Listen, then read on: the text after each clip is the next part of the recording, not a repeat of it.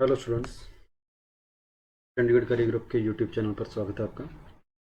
तो आज हम सीडीएस के प्रीवियस ईयर क्वेश्चन करेंगे ज्योमेट्री के 2020 के फर्स्ट पेपर के। और जैसा कि आपको पता है कि हर बार 10 से ज़्यादा क्वेश्चन ज्योमेट्री में से अपने पेपर में आते हैं, और इस पेपर में 2020 के फर्स्ट पेपर में भी आपके पास यहाँ से 14 क्वेश्चन थे। और अपने वन बाय वन करके उन्हीं क्वेश्चन के बारे में डिस्कशन करेंगे। क्वेश्चन आप देखेंगे ज़्यादा लेंथी नहीं होंगे, सारे क्वेश्चन आपके पास कंसेप्चुअल रहेंगे। और शुरू करते हैं अपने पहले क्वेश्चन के साथ। पहला क्वेश्चन आपके सामने है, कहता है ए बी सी डी एक प्लेट है in the shape of parallelogram. कोई आपने एक पैरेललोग्राम बनाना है। ये हमने कोई एक पैरेललोग्राम बनाया, ये एक पैरेललोग्राम हो गया। और ये पैरेललोग्राम है ए बी सी डी, कुछ इस तरीके का ये हमारे पास एक पैरेललोग्राम है। और EF एक लाइन है पैरेलल टू DA, DA के पैरेलल एक लाइन है EF, और वो कुछ इस तरीके से है कि जो हमारे डायगोनल AC और BD हैं वो जहाँ पर कट कर रहे हैं वहाँ से ये लाइन पास कर रही है, ये लाइन वहाँ से पास कर रही है और AD और BC के पैरेलल है। फिर आगे क्या बोला गया है, कहता है E जो है वो DC के ऊपर है, E जो है वो DC के ऊपर है, और F जो है वो आपका AB के ऊपर है। द ट्रायंगुलर पोर्शन DOE, ये ट्रायंगुलर पोर्शन DOE इसकी बात कर रहा है। Triangular portion DOE is cut out from the plate ABCD, इस प्लेट ABCD से इस पोर्शन को निकाल कर बाहर फेंक दिया। ठीक है, कहता है जो रिमेनिंग पोर्शन बच गया उसका पूरी प्लेट के साथ एरिया क्या होगा। तो जिस तरीके से आपने यहाँ EF लाइन खींची है O से इनके बिल्कुल बीचों बीच, उसी तरीके से यहाँ पर इधर भी DC के पैरेलल एक लाइन खींच दो, बिल्कुल पैरेलल लाइन। तो आप देखेंगे कि पैरेललोग्राम जो है वो 8 हिस्सों में डिवाइड हो गया, और इन 8 के 8 हिस्सों का हर एक हिस्से का एरिया जो होता है वो आपस में बराबर होता है। यहाँ जितने भी ट्रायंगल बने हैं इन सभी ट्रायंगल का एरिया आपस में बराबर होता है। पैरेललोग्राम की ये सीधी सीधी प्रॉपर्टी होती है। तो उसने पूछा है कि कितने हिस्से बच गए, जो कि आपने देखा 7 पार्ट बच गए टोटल 8 में से। तो आपका जो रिमेनिंग पोर्शन हो गया वो 7/8 हो गया। 1/8 पोर्शन आपने रिमूव कर दिया तो 7/8 पोर्शन आपके पास पीछे बच गया। तो बिल्कुल आसान सा क्वेश्चन था पहला क्वेश्चन, बस स्टेटमेंट पढ़कर डायग्राम बनाना था और आंसर इसका आसान रहेगा। दूसरे क्वेश्चन पर चलते हैं। कहता है दो सर्कल है, एक की रेडियस 20 सेंटीमीटर है और एक की रेडियस 16 सेंटीमीटर है, वो आपस में कहीं पर कट कर रहे हैं। मैंने दो सर्कल आपस में कुछ इस तरीके से कट करवा दिए। ठीक बात है, पहले की रेडियस जो है वो उसने बोला 20 सेंटीमीटर है और दूसरे की रेडियस उसने बोला है 16 सेंटीमीटर है। ये मैंने 20 ले ली और ये मैंने यहाँ पर 16 ले ली, कुछ इस तरीके से 20 और 16 होगी। और कहता है कॉमन कोड की लेंथ 24 है, कॉमन कोड की लेंथ होगी 24। तो जब मैं दोनों के सेंटर को मिलाता हूं तो दोनों को सेंटर को मिलाने वाली जो लाइन होती है वो कॉमन कोड को सेम पार्ट में डिवाइड करती है। तो ये भी 12 हो जाएगा, ये भी 12 हो जाएगा। आप देखेंगे राइट एंगल ट्रायंगल बन रहा है, यहां पर इधर भी राइट एंगल ट्रायंगल बन रहा है। बस यहां से बेस की वैल्यू आ जाएगी राइट एंगल ट्रायंगल से आपके पास और आपका आंसर आ जाएगा। तो 20 और 12 को पाइथागोरस के साथ अगर आप सोल्व करोगे तो बेस की वैल्यू 16 आएगी, क्योंकि 12 और 16 मिलकर आपका एक ट्रिपलेट बनाते हैं जो कि 20 के बराबर होगा। उसी तरीके से ये 12 है, ये 16 है, तो पाइथागोरस से ये वैल्यू आपके पास आएगी 16 का स्क्वायर 256, और 256 में से 12 का स्क्वायर 144 माइनस करोगे तो आपके पास 112 आएगा। और 112 का जब आप स्क्वायर रूट करोगे तो 10 पॉइंट कुछ आएगा, ये 10 पॉइंट कुछ होएगा। तो टोटल जो लेंथ आपके पास बनी 16 प्लस 10 पॉइंट कुछ, और 16 में 10 ऐड कर दोगे 26, तो आपका आंसर 26 पॉइंट कुछ आएगा। मतलब बी ऑप्शन आपके पास इस क्वेश्चन का आंसर रहेगा। तो ये राइट एंगल ट्रायंगल बनेंगे, पाइथागोरस थ्योरम लगाई, सीधा सीधा हमारा आंसर है और इसका आंसर अपने पास सेकंड ऑप्शन हो जाएगा। उसके बाद हमारे पास क्वेश्चन नंबर तीसरा है। कहता है एक सर्कल है जिसकी रेडियस 5 सेंटीमीटर है और उस सर्कल के अंदर कहता है दो कोड बनाई गई है AB और AC जो कि 8 सेंटीमीटर की है। ठीक बात है, तो हमने एक इस तरीके से एक सर्कल बना लिया। इस सर्कल के अंदर वो दो कोड बनाने की बात कर रहा है और दोनों कोड किसी एक पॉइंट A से शुरू हो रही है और सर्कल की रेडियस 5 है। तो यहाँ पर एक कोड इस तरीके से बना ली 8, उसी तरीके से सेम लेंथ की कोड है तो आपको एक आइसोसेलेस ट्रायंगल बनता हुआ दिखाई देगा। इस तरीके से आइसोसेलेस ट्रायंगल बनता हुआ दिखाई देगा, क्योंकि ये ए बी है, ये भी 8 है, ये ए सी है, ये भी 8 है। उसके बाद ये इसका हो गया सेंटर, ये आपके पास सेंटर है। और उसने बोला कि इसकी रेडियस जो है 5 सेंटीमीटर है, मतलब ये जो लेंथ है ये आपके पास 5 सेंटीमीटर है, इसका सेंटर। तो आप देखेंगे आइसोसेलेस ट्रायंगल का ये सर्कम सर्कल बन गया, और सर्कम सर्कल बन गया तो यहां पर एक मैंने परपेंडिकुलर लाइन फेंक दी, परपेंडिकुलर लाइन कुछ इस तरीके से फेंक दी है मैंने। ये लाइन भी आपके पास 5 आएगी क्योंकि ये भी सर्कल की रेडियस है, और यहां पर ये लाइन भी आपके पास 5 आएगी क्योंकि ये भी सर्कल की रेडियस है, कुछ इस तरीके से। तो यहां पर मुझे लाइन BC की वैल्यू चाहिए, कोड BC की वैल्यू, इसकी वैल्यू चाहिए मुझे। ये BC मुझे टोटल फाइंड करना है, ये क्या होगा, ये आपके पास क्वेश्चन है। तो क्वेश्चन को देखकर पता लग रहा है कि एंगल लेकर मेरा आंसर इस क्वेश्चन का जल्दी आ जाएगा। वो कैसे आएगा देखना। सेंटर से आपको पता है जब भी कोड के ऊपर परपेंडिकुलर फेंका जाता है तो वो हमेशा कोड के मिड पॉइंट पे काटता है। तो टोटल लेंथ अगर 8 है तो ये इतनी लेंथ आपके पास 4 हो जाएगी, ये भी 4 हो जाएगी। और अगर आपका इस राइट एंगल ट्रायंगल का हाइपोटेनस 5 है और बेस आपका 4 है तो ये परपेंडिकुलर 3 हो जाएगा। मतलब ये जो मेरी कोड है ये सेंटर से 3 सेंटीमीटर डिस्टेंस दूर है। ठीक बात है। अब इस एंगल थीटा को काम में ले लो, आपके पास इस क्वेश्चन का आंसर आ जाएगा। इस इतनी लेंथ को यहां से यहां तक की लेंथ को एक बार मैं x मान लेता हूं। तो चलो, छोटे वाला राइट एंगल ट्रायंगल मुझे क्या बोलता है कि सर साइन थीटा की वैल्यू आएगी परपेंडिकुलर अपॉन में हाइपोटेनस, मतलब 3/5, 3 अपॉन में 5। और ये बड़े वाला ए बी से लेकर यहां तक आने वाला ये जो राइट एंगल ट्रायंगल है ये मुझे बोलता है कि साइन थीटा की वैल्यू आएगी परपेंडिकुलर अपॉन हाइपोटेनस। परपेंडिकुलर आपके पास x है और हाइपोटेनस आपके पास पूरी कोड है जो कि 8 है। यहां से आपने देखा कि x की वैल्यू आ रही है 24/5 जो कि 4.8 है। और अगर यहां से यहां तक आधी कोड की वैल्यू 4.8 है, आधी कोड की वैल्यू 4.8 है, तो पूरी कोड की वैल्यू आपके पास उसका डबल हो जाएगी 4.8 का, जो कि 9.6 हो जाएगी।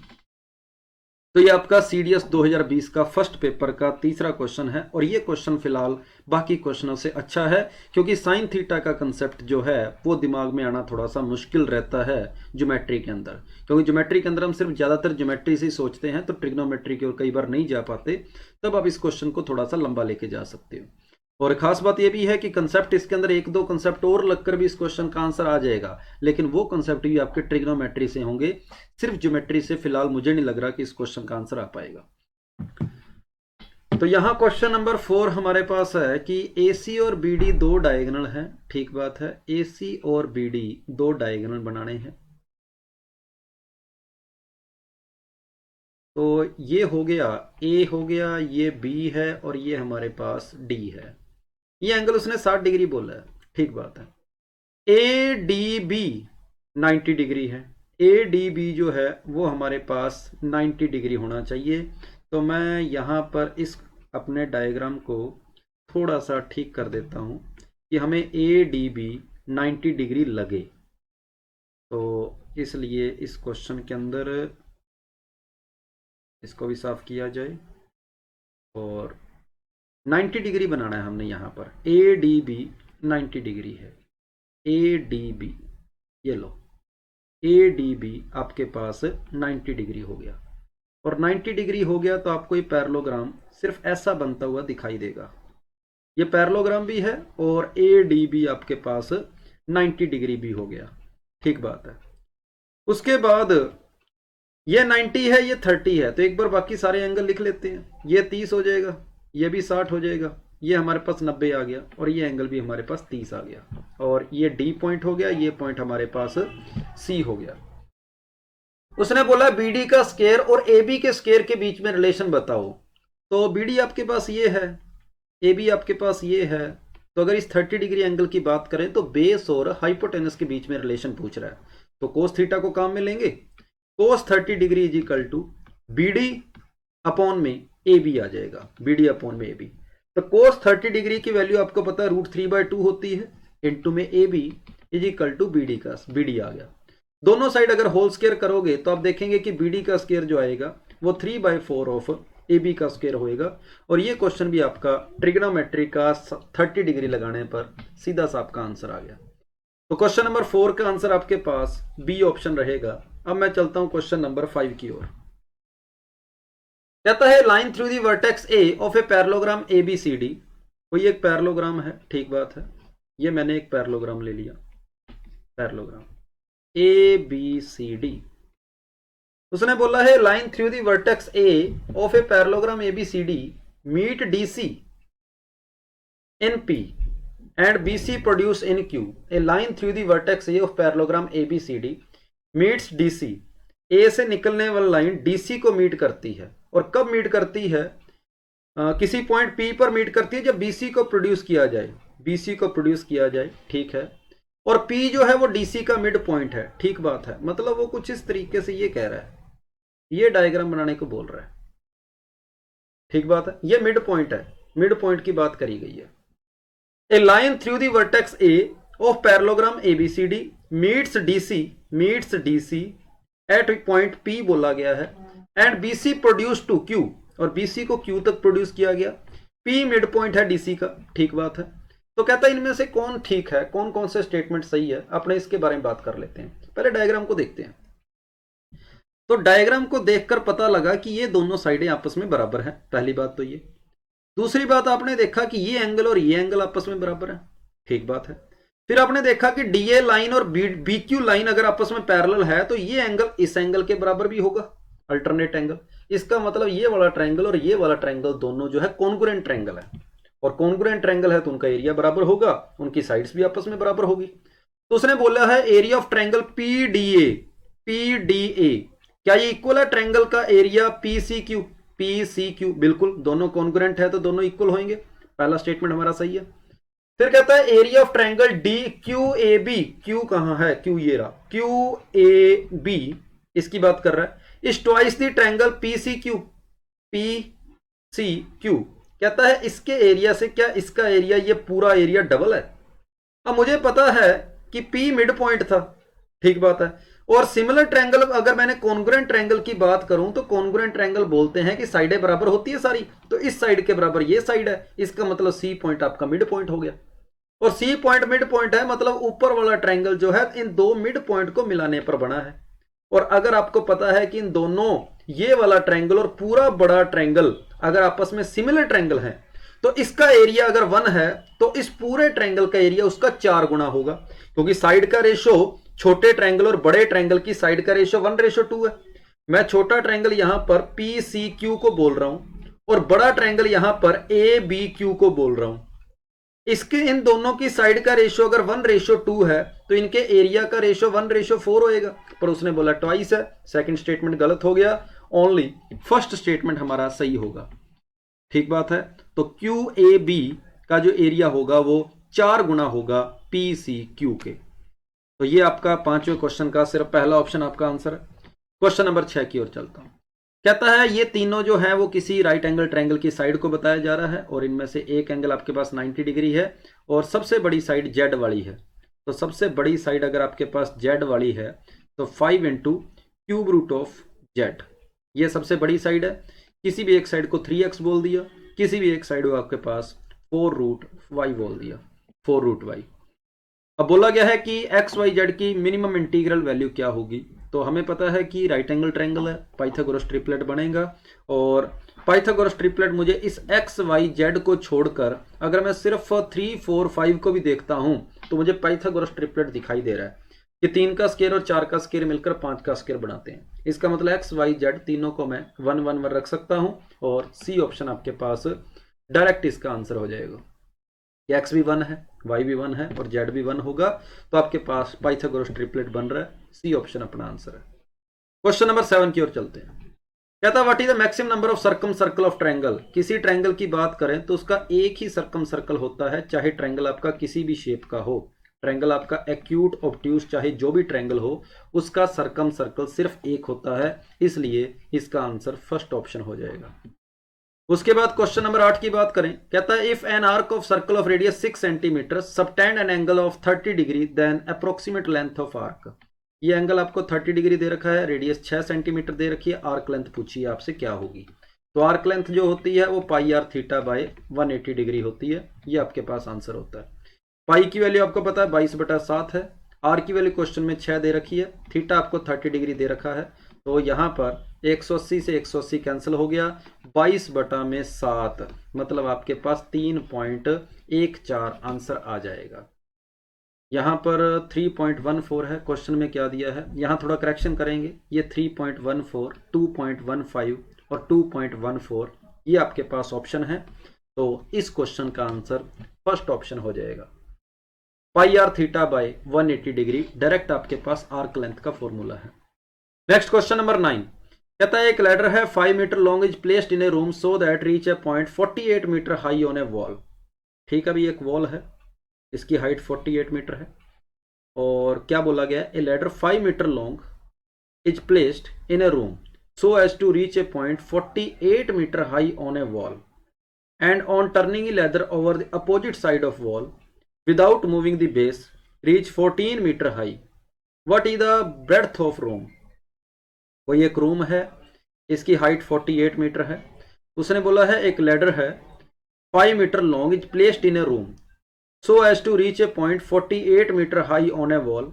ठीक बात है, और इसकी लेंथ आपको 5 दे रखी है, तो यहाँ पर फिर थोड़ी सी करेक्शन करें, ये 48 मीटर नहीं है, ये 4.8 मीटर है। 48 मीटर हाइट की वॉल कैसे हो सकती है, ये 4.8 मीटर वॉल है, तो यहाँ पर भी 1.4 ही आएगा, ये 1.4 होगा।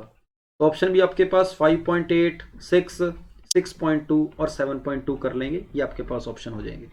ठीक है, तो ये 5 है, उसके बाद उसने बोला है कि इसकी जगह को हिलाए बिना आपने इधर इसको टर्न किया, तो ये जो हाइट है ये आपके पास 1.4 मीटर है, लेकिन लैडर की जो लेंथ है वो आपके पास 5 ही है, और आपसे ये पूरी लेंथ पूछी गई है, क्या होगी आपके पास रूम की ब्रेड्थ पूछी गई है क्या होगी। तो पाइथागोरस ट्रिपलेट को आप जानती हैं, अगर इस ये 4.8 है तो इसको एक बार थोड़ी देर के लिए 5.0 लिख लो, 5.0 लिख लो, ये 1.4 है। तो यहाँ अगर आप इनका रेशो देखोगे तो आप देखेंगे ये 25 आ रहा है, ये 24 आ रहा है, और 25 और 24 को देखकर आपको ये पाइथागोरस ट्रिपलेट याद आता है कि अगर कोई 2.5 है तो ये 2.4 होएगा, ये 0.7 होगा, और अगर इसका डबल कर दें तो 1.4 का पाइथागोरस ट्रिपलेट आपके पास कुछ इस तरीके का बनेगा कि ये 5.0 है, ये 4.8 है, तो इसको अपने आप ही 1.4 होना पड़ जाएगा, ये 5.0 है, ये 1.4 है, तो इसको अपने आप ही 4.8 होना पड़ जाएगा। तो टोटल आपके पास इस रूम की जो ब्रेड्थ आ गई वो 4.8 प्लस 1.4 जो कि 6.2 हो जाएगा। तो इस क्वेश्चन का आंसर सी ऑप्शन है। तो यहाँ पर जितनी भी डायमेंशंस दे रखी है वहां सभी के अंदर पॉइंट लगा लेंगे, पेपर के अंदर ये क्वेश्चन था। तो ये क्वेश्चन नंबर आपके पास 9 हो गया। क्वेश्चन नंबर 10 की ओर चलते हैं। कहता y बाई एक्स की वैल्यू आपके पास 6/1 है, z बाई एक्स की वैल्यू 5/1 है। इससे आपको x y z का रेशो डायरेक्ट देखने को मिल गया कि यहाँ x की वैल्यू इधर भी 1 है, इधर भी 1 है, मतलब x 1 है, y 6 है और z आपके पास 5 है। अब जो आपका पूरा एंगल 180 डिग्री होता है उसको इस रेशो में बांट दो। तो हमें x की वैल्यू पूछी है तो x वाला रेशो 1 है, 1 अपॉन तीनों रेशो का सम इनटू में 180 डिग्री, यहाँ पर 12 आ गया, सॉरी, तीनों का सम जो है वो 12 आ रहा है। तो 180 के अंदर 12 का डिवाइड करेंगे, x की वैल्यू आपके पास 15 डिग्री आ जाएगी। ये बिल्कुल आसान क्वेश्चन था। क्वेश्चन नंबर 11 की ओर चलते हैं। उसने बोला है एंगल बताओ, सभी एंगल का सम बताओ क्या है, सभी एंगल का सम। तो यहाँ पर मुझे पता है कि इन सभी एंगल जो मैंने यहाँ पर लिखे हैं इनका सम जो होता है वो आपके पास 180 डिग्री 360 डिग्री होता है। ए एंगल बोल दिया, बी एंगल बोल दिया, सी बोल दिया, डी बोल दिया। Angle A plus B plus C plus D को आप जानती हैं कि इनका सम जो है वो 360 डिग्री होता है। अब आप यहां से अगर ये ए है तो ये भी ए हो जाएगा, ये सामने वाला एंगल ए हो जाएगा। इस ए की वैल्यू आप इस ट्रायंगल में से निकालेंगे तो ए की जगह पर आप रख सकते हो 180 माइनस एंगल 1 और एंगल 2, ए की जगह ऐसा रख सकते हो। सेम इसी तरीके से बी की जगह पर रख सकते हो 180 माइनस एंगल बी कहां पर है, ये रहा, तो एंगल 3 और एंगल 4 हो जाएंगे। और उसी तरीके से सी की जगह पर रख सकते हो 180 माइनस एंगल 5 और एंगल 6, और उसी तरह डी की जगह आप लिख सकते हो 180 minus angle 7 minus angle 8 is equal to 360 degree. तो यहाँ 180 180 180 180 ये आपके पास 720 बन गया, और माइनस कॉमन लोगे तो आपके पास इन सभी का सम बन गया जो हमें फाइंड करना था, वो बन गया इक्वल टू आपके पास 360 डिग्री है, 360 डिग्री इक्वल टू में है। ये उधर चला जाएगा, ये इधर आ जाएगा, तो जो चीज हमें फाइंड करनी थी उसकी वैल्यू आ जाएगी 720 माइनस 360, तो 360 डिग्री इन सभी का सम हो जाएगा। आपके पास इस क्वेश्चन का आंसर बी ऑप्शन हो जाएगा। तो क्वेश्चन नंबर 11 का आंसर जो है बी ऑप्शन है। क्वेश्चन नंबर 12 की ओर चलते हैं। यहां पर एंगल ए ई एफ आपको 95 डिग्री दिया है, बी एच एस आपको 110 दिया है, और एंगल एक्स की वैल्यू पूछी है। तो ये 95, तो ये भी 95, और ये 95, तो आपको पता है ये एंगल 85, ये 110 तो अंदर वाला 70, ये 70 ये 85, तो दोनों ने मिलकर 155 बना लिया, तो पीछे इसके लिए 25 डिग्री रह गया। ये बिल्कुल आसान क्वेश्चन है, आंसर आपके पास बी ऑप्शन है। ये था क्वेश्चन नंबर 12। क्वेश्चन नंबर 13 की ओर चलते हैं। उसने इस एंगल को 40 डिग्री बोला है, इस एंगल को 55 डिग्री बोला है, एंगल एक्स निकालना है। ये 55 हो गया तो आपको पता है ये भी 55 हो जाएगा, और ये 55 हो गया तो आपको पता है ये भी 55 हो जाएगा, और तीनों एंगल का सम आपको पता है 180 होता है, और ये दोनों मिलकर अगर 95 बना गए तो पीछे इसके लिए 85 रह गया, तो इस क्वेश्चन का आंसर हो जाएगा 85 आ जाएगा। ये था क्वेश्चन नंबर 13, ये भी आपके लिए आसान है। क्वेश्चन नंबर 14 की ओर चलते हैं, लास्ट क्वेश्चन। कहता है कोई एक आपको एक क्वाड्रिलेटरल दिया है, उसने कहीं पर भी इसको रोम्बस नहीं बोला, कहीं पर पैरेललोग्राम नहीं बोला, कुछ नहीं बोला, बस सीधा बोल रहा है sum of area of triangle AOD, इसका area, and triangle BOC, BOC कहता है इसका एरिया, कहता है इन दोनों का एरिया का जो सम है वो इक्वल होगा sum of area of triangle AOB, मतलब 3 और एंगल 4। क्या ये बात ठीक है? क्या 1 का और 2 का सम जो है वो बराबर होगा 3 का और 4 का सम का? तो देखो यहां पर उसने एक बात, अगला स्टेटमेंट एक बार देख लें, एओडी, एओडी ये एंगल बराबर है बीओसी के, बिल्कुल ये तो बराबर है, दूसरा स्टेटमेंट सही है। फिर कहता है चारों साइडों का सम दोनों डायगोनल के सम से बड़ा होता है, ये बात भी सही है, चारों साइडों का सम जो होता है दोनों डायगोनल के सम से बड़ा होता है। हमारे पास पहला ऑप्शन रह गया, आमने सामने वाले एरिया का सम आपस में बराबर होता है, नहीं होता। तो अगर आपके पास रेक्टेंगल है, रेक्टेंगल बोलता है चारों एरिया आपस में बराबर होते हैं, स्क्वायर बोलता है चारों एरिया आपस में बराबर होते हैं, उसके बाद पैरेललोग्राम भी यही बोलता है कि चारों एरिया आपस में बराबर होते हैं, रोम्बस भी यही बोलता है कि चारों एरिया आपस में बराबर होते हैं। तो ये जो मैंने 4 शेप बताई है, रेक्टेंगल, स्क्वायर, पैरेललोग्राम और रोम्बस, उसके लिए तो ये प्रॉपर्टी सही है। उसके बाद अगर मैं किसी क्वाड्रिलेटरल, नॉर्मल क्वाड्रिलेटरल की बात करूं, तो क्वाड्रिलेटरल के अंदर क्या होता है कि आमने सामने वाले एंगल का सम बराबर नहीं होता, ऐसी कोई प्रॉपर्टी नहीं होती, इन चारों एंगल का आपस में कोई रिलेशन नहीं होता, एक सिंपल किसी क्वाड्रिलेटरल की बात करूं। और क्वेश्चन के अंदर अगर आप गौर से देखोगे तो क्वेश्चन में कहीं पर ऐसा नहीं लिखा हुआ कि ये कोई रोम्बस है या फिर ट्रेपीजियम है, कुछ ऐसी बात करी नहीं है। हाँ, यहां पर ये कह सकते हो कि एडी और बीसी आपको पैरेलल दिखाई दे रही है, और एडी और डीसी आपको परपेंडिकुलर दिखाई दे रही है, लेकिन ये पैरेलल परपेंडिकुलर हम तब तक नहीं मान सकते जब तक क्वेश्चन में हमें ऐसा कुछ नहीं दिया। तो यहां इसको मैं एक नॉर्मल क्वाड्रिलेटरल की तरह ही लेके जाऊंगा, और इसलिए मैं इस क्वेश्चन के अंदर पहले स्टेटमेंट को गलत बोलूंगा, दूसरा और तीसरा स्टेटमेंट हमारा सही है। तो यहां हमें एक राइट एंगल ट्रायंगल जैसा यहां लग रहा है, पर जब तक क्वेश्चन में वो ना बोले कि ये सच में 90 डिग्री है, तब तक हम इसको 90 डिग्री नहीं मान सकते, शेप चाहे आपको जैसी मर्जी दी हो। तो इस क्वेश्चन का आंसर बी ऑप्शन आपके पास रहेगा। तो यह था क्वेश्चन नंबर 14 और हमारा लास्ट क्वेश्चन था 2020 के फर्स्ट पेपर का। थैंक यू सभी को, जय हिंद।